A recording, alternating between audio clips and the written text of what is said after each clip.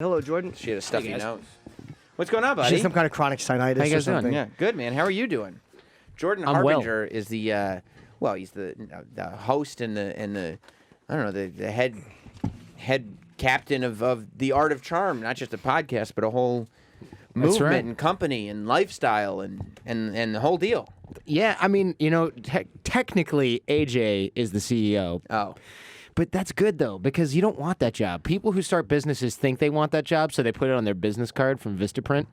And then you they find just out... name themselves. Yeah, and then you find out all of the things you have to do as a CEO, and you're like, wow, this sucks. So you're just the guy that gets to talk about it and be the The figurehead face of the company is better. To be the face of the company. Much better. Much, in my opinion. I think AJ really likes CEO, and he's better at it than I would be, for sure. I would have driven us into bankruptcy years ago. Now, didn't they compare you to and maybe not even accurately, but to a pickup artist type of thing, or people were talking about comparison? Was that like accurate? Magic from VH1? Wasn't that his name? Well, I knew Mystery. Mystery. Oh, mystery. So a long time ago, we started off like, hey, this body language stuff is really cool. It's really good for dating and networking. And then that was before all of that stuff started. So then that book, The Game, came out a couple years after we started doing this. Yeah, very good book. And Neil's a good friend of mine, and I was like, oh, this is going to be good for everybody. And then it was great for a few years. And then that show on VH1 came out, and it was like, if wow. you wear a cape and paint your fingernails, the girls will respond. Exactly. It became a freaking circus, and then immediately lost all credibility. Yeah, because what was it? The show that wrecked the credibility of that? It was partially the show, but then also mostly the riffraff that the show had brought in, right? So it went from, look, there's a lot of guys out there that want to learn body language and nonverbal communication to, I can decode women by dyeing my hair pink and talking in weird memes. And it's like, okay, I don't want... And you don't want to be associated with that. It's like, imagine you're in college and you sell like really high-end weed or something like that. Or nowadays it's legal. Imagine you're in California and you sell really high-end weed. And then some other guy who sells like dirty crack is like, oh yeah, I'm into business too. And you're like, not really. It's making my thing look bad. You're ruining what I'm doing. Exactly. Yeah. It's like, and you can't be like, oh, I'm the good drug dealer. So we were just like, I'm out. Rebrand. We're done. So he would show up with like pink hair and all these weird things, and it get called peacocky. And I guess people would be interested in you. He'd wear like a velvety Cat in the Hat style, like weird fabric hats, and he literally one of them would wear a cape and like velvet pants and stuff, and their idea was that, well, if you were just confident in the most ridiculous clothes that looks like you bought at like a Renaissance fair, then everything that like a super nerd would wear thinking it was cool. But if you were confident in it, then women would just respond in droves. And they probably do. They probably do respond to confidence, in to a certain degree. Of course, women respond to confidence. Of course, people in general respond to confidence. The trick, the thing that they had that worked for them was that when you're on Hollywood Boulevard and these three stretches of clubs where tourists from other countries go to like hang out and see Hollywood, sure, you're getting attention. And if you lie to enough women, some of them will believe you, and then you can be like, look at all these beautiful women I hang out with, and you can put photos of that on your social media. Right. But at the end of the day, like Corey Feldman's Angels. Yes, it's very adjacent to that type of thing. But at the end of the day, you have to ask yourself, do you want to be that person? Because it's pretty weird and freaky and not cool at all. Here's what I stink at. When it comes to meeting women, I stink at cold calling. Like, if I want to meet somebody if I do a set and they see me after the show, there's something to talk about. But even there, it's not good. It gives you a little bit of status, right? Like, they know that you're worth talking to because you were the guy that was on stage. Well, but there's also a common thing to discuss was the experience we just had. How great was I? You was there. Oh, I always say that, huh? Did Still I nail it or laughing, what? aren't you, hun? No, but there's something to talk about. But as far as just walking up to a girl in a store, fucking horrendous at it. Everybody lose all is. comedic ability. I can't do it. It's an awkward situation in general, yeah. So, and there's all kinds of things that you could read on the internet from some of these guys we were just talking about that would maybe help with that. But here's the truth. It's so much better and so much easier and so much more comfortable and so much more reliable and consistent to just build a bigger social circle of people that know who you are through that same situational confidence that you have.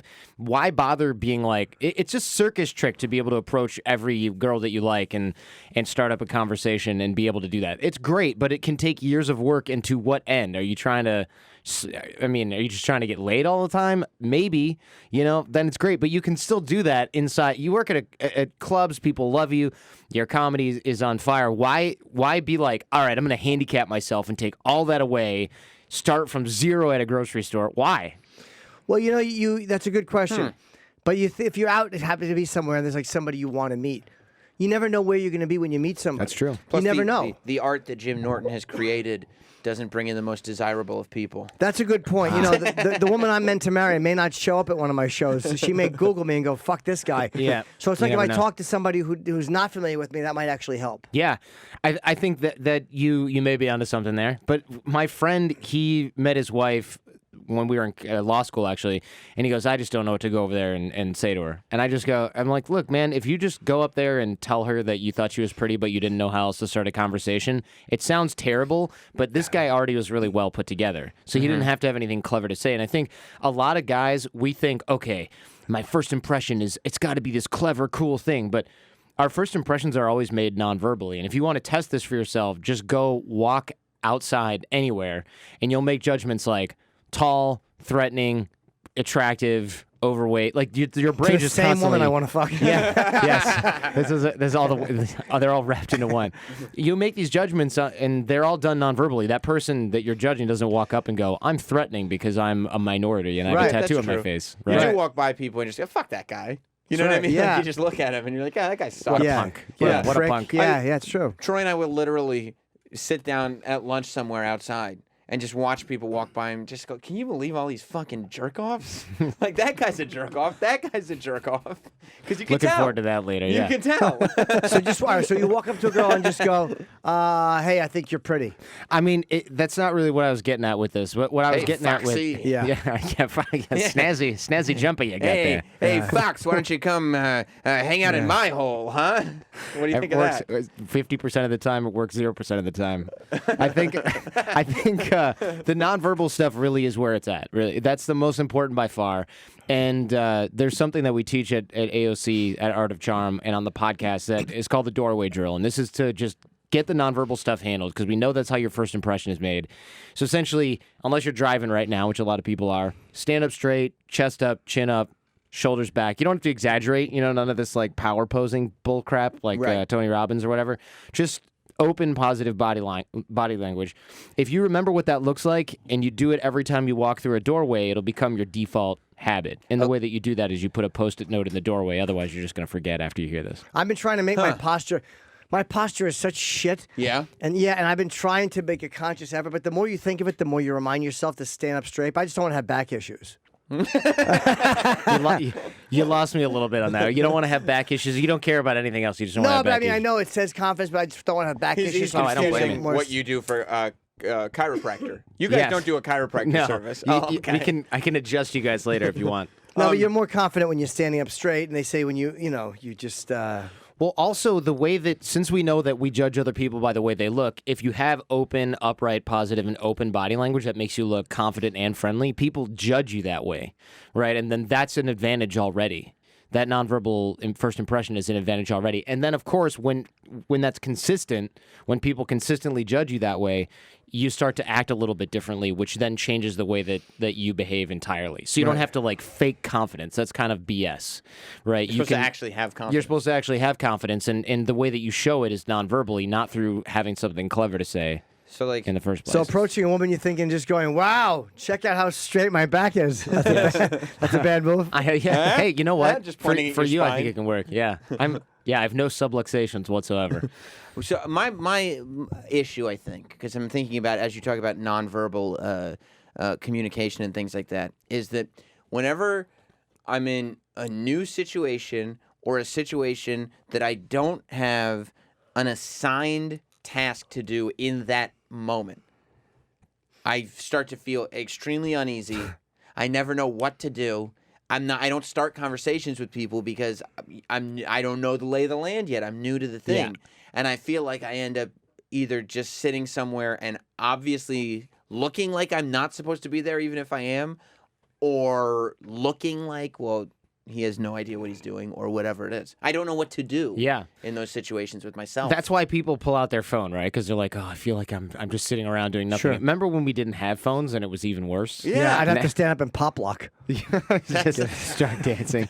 bad strategy. I mean, half the time, I'll admit, some of the time when I'm just trying to kill, if I'm in that similar situation, well, the first thing you want to do, that I like to do, is start asking people questions and taking control of the conversation. Do you guys have this skill as talk show hosts where you can just start controlling a conversation? It's kind of a superpower, right? Because you can start having entertaining conversations pretty much anywhere, and people will fall into it because you're used to controlling a guest, you're used to controlling the flow of a conversation. Huge superpower. For the rest of us that maybe folks listening that are not used to controlling a conversation, we go to our phones. And I'll admit, half the time, if I'm not talking with somebody, I'm staring at my phone screen, and that is off. It is off. Really? Or I'm looking at just like the home screen, and I'm like, okay. So I literally, if I could count on fingers and toes the amount of apps I've downloaded, just because I'm like, this is going to be good when I have nothing to do. I'm going to look at this and it's going to look like I'm doing something.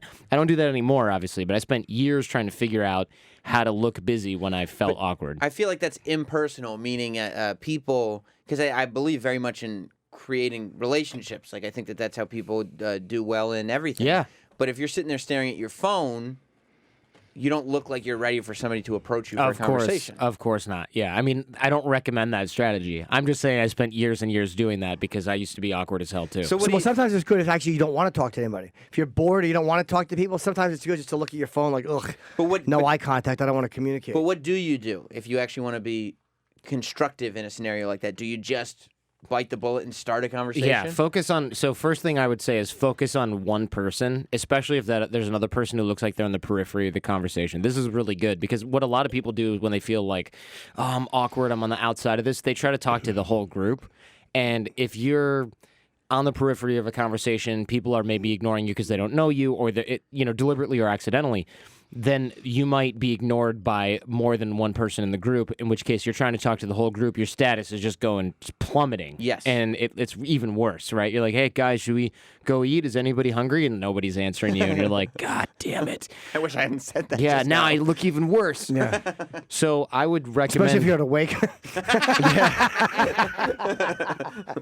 I would recommend focus on one person. The other person that looks like maybe they're on the periphery, just focus on them and ask them questions and start getting answers from that person because they'll be forced to interact with you in a way. Yeah. And then it'll also sort of force them to open you up to the rest of the group. You can even say something like, hey, if you don't know the rest of the group, you can say something like, hey, how do you guys all know each other? And then that person it would be very hard and more awkward for them to ignore that question than to answer it. Right. But that could be annoying to them, though. That's fine. Like if you're in the middle of a real conversation and then there's some guy on the outside just trying to pepper in, what are we talking about? Yeah. What are we talking about, guys? I wouldn't interrupt any heavy conversation. Yeah, if you're at a wake and somebody's sharing a story about their uncle, who's recently passed, you might not want to be like, hey, are you guys hungry? Yeah, you want to grab some hungry?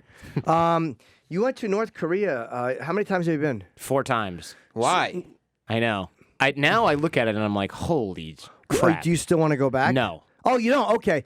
So now, were you surprised that happened? And do you think that guy possibly stole that sign, or is it? He did. They have him on videos. But there's not a really clear video. It's true. It's not a very clear. They don't video. know if it was him or if it was not him. Really? It looks like a white guy. Oh, does it? Maybe I saw. Oh yeah, the video's pretty clear. I thought, but I mean, he could have done. I'm pretty sure that he had the poster. Oh, but he did have, either okay. way, I don't think you have to die because you stole a poster. Right. I've stolen posters. I'm alive. Right. So why did you go to North Korea?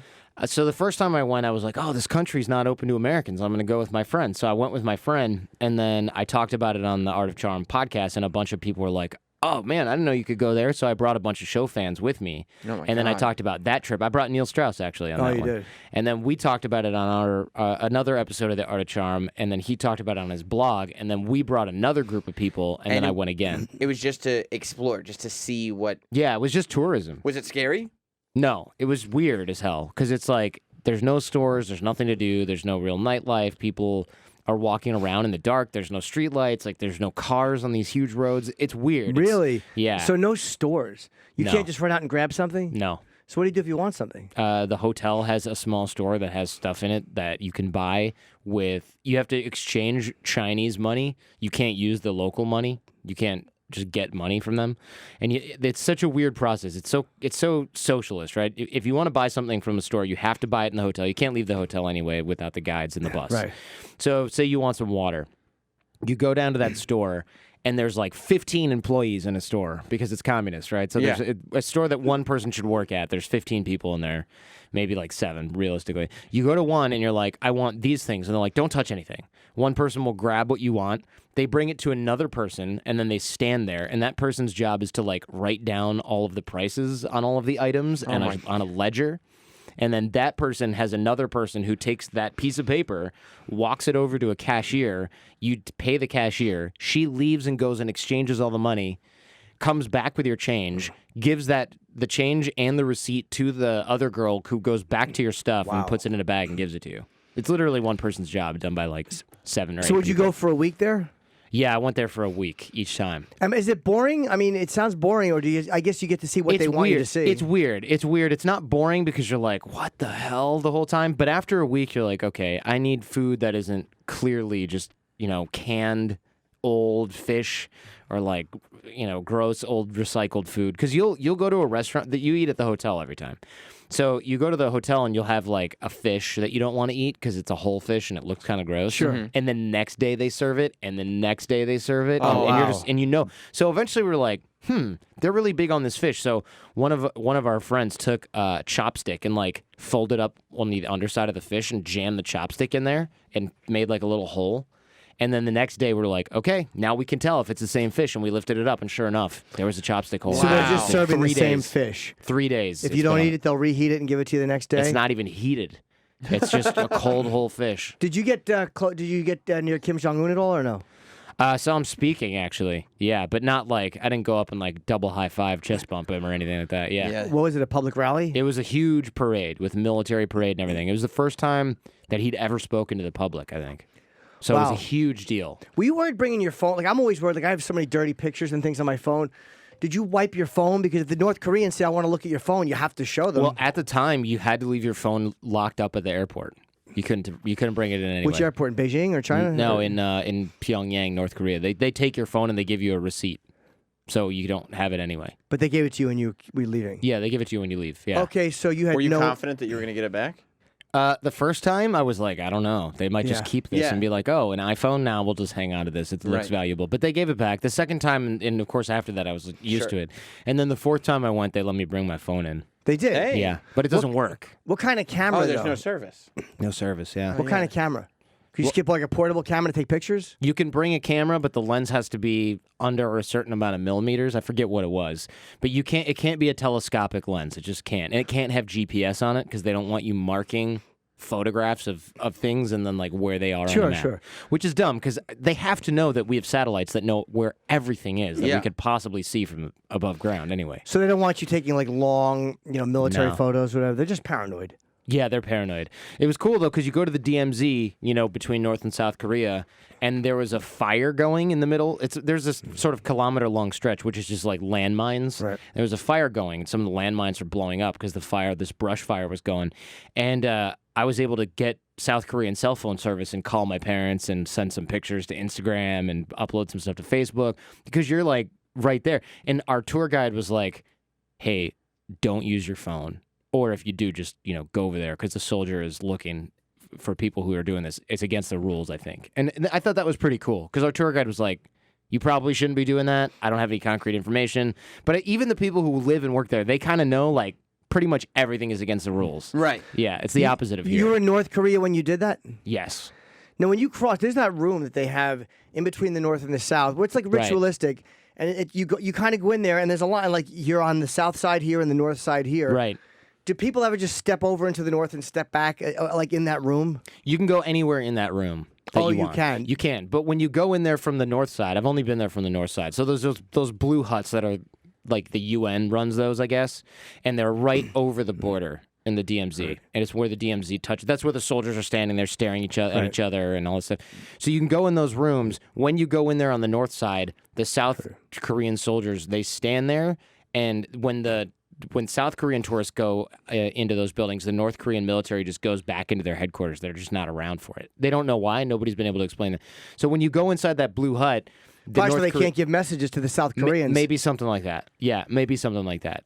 And when you're in the hut, the North Korean soldiers will stand at the border of South Korea by the door, so you can't just walk out. Wait, say that again. I'm sorry. So imagine there's that blue hut, right? Yeah. Imagine you're on the North Korean side, the South Korean side. Yes. You're a soldier. The door is next to you, and you're standing there like this. And I'm like, "What? Are you afraid we're going to leave? We came here on a tour." And they're like, "No, it's for your own protection." And I'm thinking, I'm not worried about an American snatching me out of this blue hut and sending me back to Detroit. I'll be okay.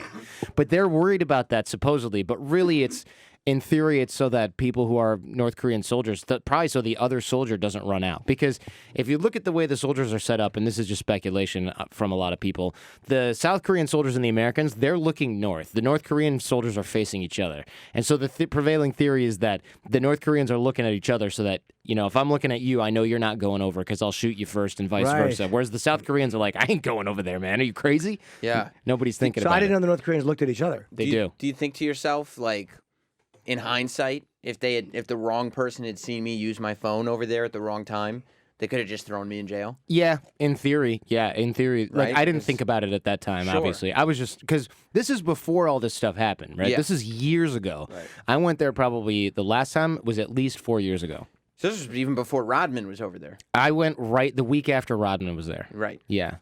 Actually, the same week Rodman was there, but I did not see him. Oh, you didn't go Yeah. for the basketball? No. Oh. Did not go for the basket. I did get invited to the game, though. But Really? I missed it by a week. Oh. Yeah, because you got to get a visa. It's like, I couldn't just be like, oh, you know what? Let me change my trip dates real quick. Yeah. So you go through China, right? You go through China, yeah.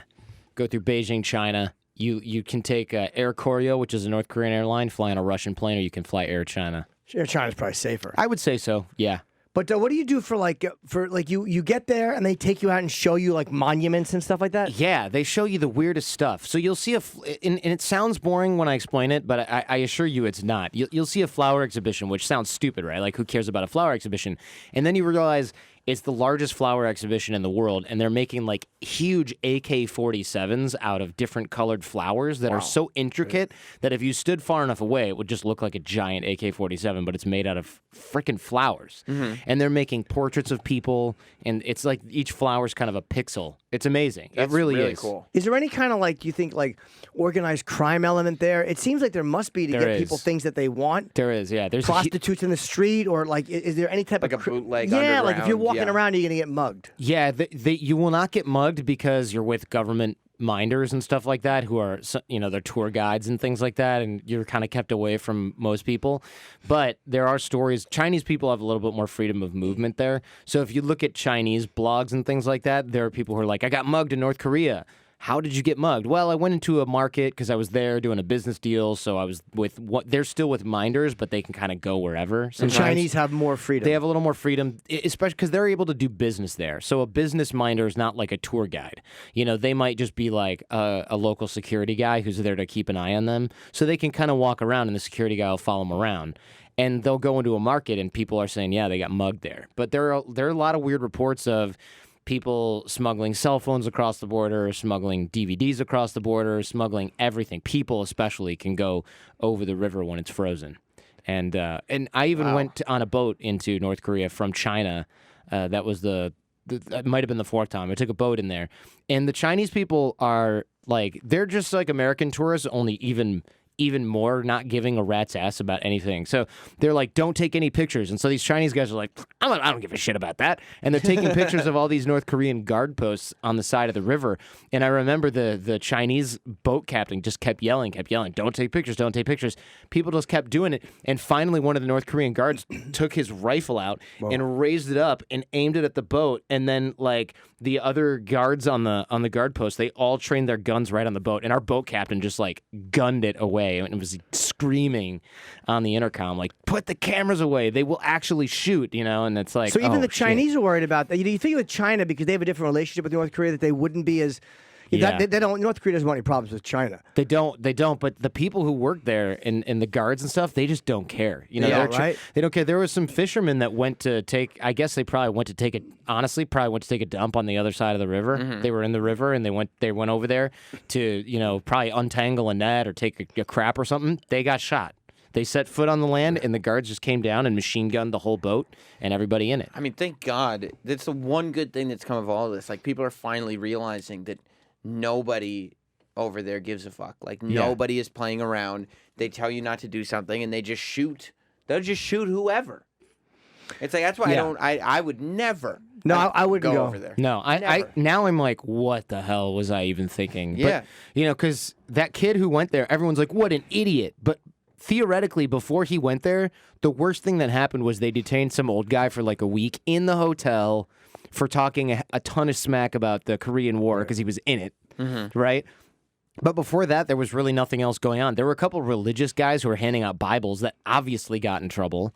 But Did they get sentenced to jail or sent home? They get sent to jail, a couple of them. But they were handing out Bibles. They worked in North Korea. They were doing subversive stuff. Like, they were handing out, they were talking about, oh, Kim Jong-un's not the real, there's a God and he's different. And they were proselytizing. This kid just stole a poster when he was drunk. Completely understandable thing to do. Maybe he could have got, thrown in jail overnight, but he got killed there. He died. What do you think? Yeah. And the guy who killed him was probably just some guy in some guard in jail. The government probably didn't say beat him to death, but they were probably just kicking his ass in jail, or he tried to hang himself, or choking him. Yeah, there wasn't whatever it was trauma. They cut his hair off somehow, or somehow, he cut his hair or off. maybe they waterboarded him. I don't know. That's just weird, speculating. right? That's what you're thinking. Seems like, yeah. But I mean, that was kind of a bad PR move for them. I mean, definitely. That was a bad move. It makes me think that there's just like no oversight about what's going on. They're like, oh yeah, we got this American in there. And they're like, all right, well, let's put some sadistic mofos in there with him. And it's like, okay, oh crap, that happened?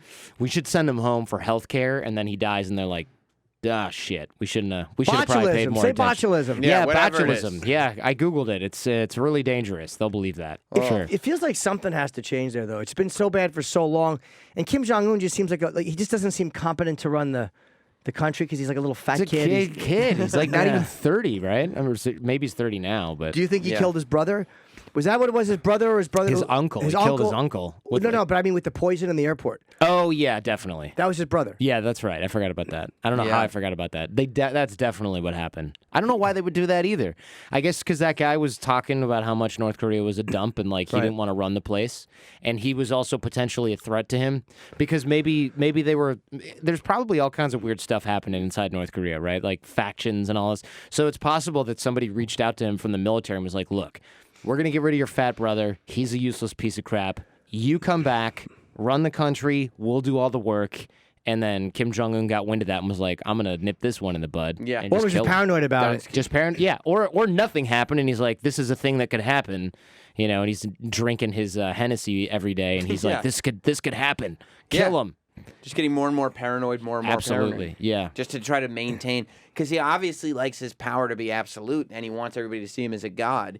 And it becomes very, especially when you're as flawed a person as he is, it becomes very easy for somebody to call you out or for the people's opinion to all of a sudden be enlightened to the fact that you're not a god, you're just a dude. Yeah, a fat, overweight dude with a limp. Kind of shitty dude. Yeah, just like who came out of nowhere. It's not like he grew up there and was groomed to be the leader. He just showed up one day as the new leader. And all the military guys were like, what the hell? Doesn't it seem like such a frightening place to live? Like, so much pressure to not make a mistake, to not say the wrong thing. Like, it seems like there's no humanity there. I mean, there's got to be some, but it seems like there's just nothing fun. Do people go out to nightclubs there? Do they go out dancing? I mean, do they? I've heard that. Yeah, our tour guides talk about that. They go out and they meet people and they go out dancing and they go to bars and stuff like that, which I thought was pretty cool. I remember asking one of our female tour guides where she met boys, and she goes, at the library, of course. Oh, yeah. And I was like, yeah, of course. Where do you meet girls? And I was like, not at the library. Wow. Okay. So they do have some kind of social life. Yeah. I mean, I guess so. I think it's probably it's such a weird contradiction, right? Because society for them is everything, and yet everyone's afraid of each other because they're all reporting on each other. They are. So it's kind of like you have this secret police and everyone's reporting on each other and confessing all these imaginary crimes, and yet they don't have material comforts. They are supposed to be like everyone play for the same team and, get out there and move the country forward. And that's like the whole rhetoric that you hear. And yet you could be dating somebody, you could be married to somebody and you could be like, this place is such a shithole. And then she's like, I guess I got to tell on you now and you're going to go die. Yeah. And that's it. That No, sucks. you can't trust anyone. Can't trust anybody. Nope. You were Forbes magazine said that you were one of the 50 best relationship builders in the world. and put you alongside of Tony Robbins and Oprah as one of the 25 people who could change your life. Like, what makes that determine? Like, what do you do that they go like, wow, this guy is Great posture. Great question. Yeah, Posture. I think what it is somebody who listens or works at Forbes is probably like, I like this guy's show, and that was it. That was probably a whole criteria that went in there. But Success Magazine that had that 25 people that will change your life, that came out, and I didn't even know about it. Really? I didn't even know about it. No. So somebody shared it with me and was like, congratulations, and I was like, okay. So I emailed their PR or whatever you want to call it. And I was like, hey, can I get a copy of this magazine? So they mailed it. And yeah, there it was, like Oprah, Tim Ferriss, me, and Tony Robbins, and a bunch of other, Les Brown, and all these kind of celebrity folks. It was pretty cool, but I have no idea how they make that determination. What did they attribute it to? Like, what did they say? Okay, this is what Jordan says that we think is. It was all about the relationship building stuff, the networking stuff, and a lot of the nonverbal communication stuff that we teach on the show and at our boot camps in LA. So they based a lot of it on that, and I think they're also focusing a lot on the fact that a lot of our clientele, like you mentioned before. There was a lot of people 10 years ago that came through because they wanted it. They're like, oh, I'm single. I need to meet women. Now we get like the Green Berets, intelligence agencies, Israeli special forces, British special forces. So I think they went and they were like, oh, this isn't some BS. Right. Pickup artist nerd nonsense. camp. Yeah, exactly. When you do these workshops, because like you said, it's not just a podcast. You also have workshops and you actually work with people individually. Maybe it's different because people are paying to be a part of it. But do you get people that just don't listen? Because I've found that, like, and maybe it's just, I don't know if it's generational, but, like, I've talked to multiple people, right, who are trying to get involved in this business, the entertainment business, whatever it is. And, like, as I'm talking to them, I can tell they're retaining more 7 to 10% of what I've said. Really? That's a high. I'm surprised it's even that high. Yeah, because the rest of it is one ear out the other. You could just see in the eye contact that they know everything already. And I'm like, and you're halfway through the conversation realizing that you're wasting your breath. This is for you. Because that person, you might as well be talking to the wall. Like, how do I get my own radio show, man? That'd be so cool. And then you start explaining, and then they're just over here because, no. Because the answer isn't what they want. Know. Yeah. If you said pick up the phone and dial 7, they'd be like, all right, I'll do that. Got it. But because there's more steps to it, they're like, oh, this sucks. Yeah, once you start getting into the fact that, well, the first year, and then there's this, and then what you do, no. You know what? I literally had a conversation with somebody, an intern. And it drove me crazy. I don't even know if they realized how off-putting it was when I was talking to them and they were older. They had kids and they were interning. And he was like, "Well, yeah, I want to kind of follow in your footsteps." I was like, he was like, I want to, intern now and then go on to, do bigger and bigger things. I'm like, well, that's cool, but I was like, but how are you gonna? You got a wife and a kid. Like, how are you gonna support them in the beginning? And he goes, well, I'm just planning on doing it twice as quick, Oh, yeah, that's like, a great plan. No, why didn't I think of that? Yeah. Oh, I should have, you know what? I did. I chose my pace. I should have been doing this when I was like 25. Yeah, just throw some gasoline on the fire. Right, Come on, Sam. Right, Jesus. Right, I should have with been it. cooking with gas. Yeah, twice as fast. Do you deal with that? Like, people who are just like, you're like, why did you sign up for this? You're not listening? It's rare. I mean, there's a couple. I would say every quarter there's probably one. Mm-hmm. Where and you know what? It's never some young guy who's like, I'm smart, I know everything. Right. It's always a doctor who's like 52, and he's on his 5th wife, or his business is failing, and he's like, I don't have to listen to you guys. And it's like, you don't, but you did sign up and fly all the way here from Hawaii, so you should. Yeah, why are you here if you don't want it? And a lot of times these guys will go, this ego thing that I'm doing right now, this is what's screwing me up. And I'm thinking, great, now we can move past it. And nope. They're just like they're just a victim to it. How old are they usually? 50s. Okay. Yeah. 40s. So that's probably part of it too. I guess it's a different set, right? In your 40s or 50s, you're probably set in your ways like, this is what I do. And then in like your 20s, because you're young, dumb, and full of cum, you're smarter than the room anyway. Yeah. Like, they don't get it yet. I'm going to figure it out because there's just opportunity in front of you. Right. It's all open road. Yeah. But I think that some of it is because you're set in your ways, and some of it is probably like, I don't want to have to. If I listen to this Jordan guy who's 15 years younger than me, that says something about me that I don't like. Right. And then so I don't want to do that. Yeah, I kind of want to come to this workshop. So he tells me, you're got it, dude. Dude, you're so good at this, you're man. the man already. Yeah. You should come. Can I actually learn from you? Yeah. Well, they just want confirmation that they don't need to Exactly. change anything. Exactly. What is this 30-day social challenge? The AOC challenge? Yeah, that's a lot of little comfort drills that are like, some of them are really small steps, like making a video to introduce yourself. That's a no-brainer for most people. But a lot of people who are more introverted, they have a lot of trouble with that. Some of it, though, has to do with figuring out ways to apply social pressure to people that doesn't have real consequences. So doing something in public that's not embarrassing and certainly not illegal and not going to damage your reputation, but maybe requires you to step way outside your comfort zone. And we ramp it up every couple Like of what? days for 30 What's one days. example, yeah? So one example was laying down on a sidewalk and taking a picture of your feet in the other folks doing it, or asking other people to help you with that, which is, it's not weird. I mean, it's weird, but it's not. People aren't going to be like, there's a mentally ill guy outside in the lobby. It's just strange, but it looks like a touristy thing to do, and a lot of people can't do it. A lot of people listening right now are like, this is the dumbest thing I've ever heard. But when they go to try it, they'll go, oh man, I'm getting stopped up at all these different places. And there's a ton of different exercises. So you lay like down that. and say, hey, could you stand over there and take a picture of my feet? Yeah, or you're laying down taking a picture of your feet, but you either have to get somebody else in it to help you, or you have to, some of the more advanced drills are like, all right, I need you to hold me up while we do this. And that can be really awkward, having somebody hold you up. The thing is, when people do it, there's like a 99% success rate, because if somebody was like, hey, this is weird, but can you hold me up while I take a picture of this? You'd probably be like, sure, that's weird, but I'll do it. Yeah. But most people, they have so many hangups when it comes to asking other people for things or doing something on their own. And so the 30-day challenge exposes all those little gaps, and then we give you some drills to work on those things. So was this what the podcast, because The Art of the Charm on theartofcharm.com, The Art of Charm on Twitter, and of course that's the name of the podcast, which is hugely successful. So did this start like, okay, this is what this is going to be, or did it kind of morph into it? When I worked here in New York, I used to be an attorney, and I worked at this law firm that doesn't exist anymore. I was doing a lot of finance stuff down in World Financial Center. And everybody there was smarter than me, and everybody there was a hard worker. And when I was in high school and college, well, high school anyway, I was able to kind of coast on my, I hate saying natural smarts because it sounds douchey, but I was smart enough to fake it through classes in high school. No big accomplishment there. College, though, everybody was as smart as me, but they were all getting drunk, so I could outwork them. Same thing with law school. So when I got to Wall Street, I was like, oh shit, I don't have a competitive advantage anymore. Everybody's smart and everybody's a hard worker. I'm going to get fired. They're going to figure out I don't belong here. Classic imposter syndrome. Sure. And I'm screwed. And so I started asking some of the partners what they suggested, and they're like, you got to learn to bring in clients. You got to learn networking skills.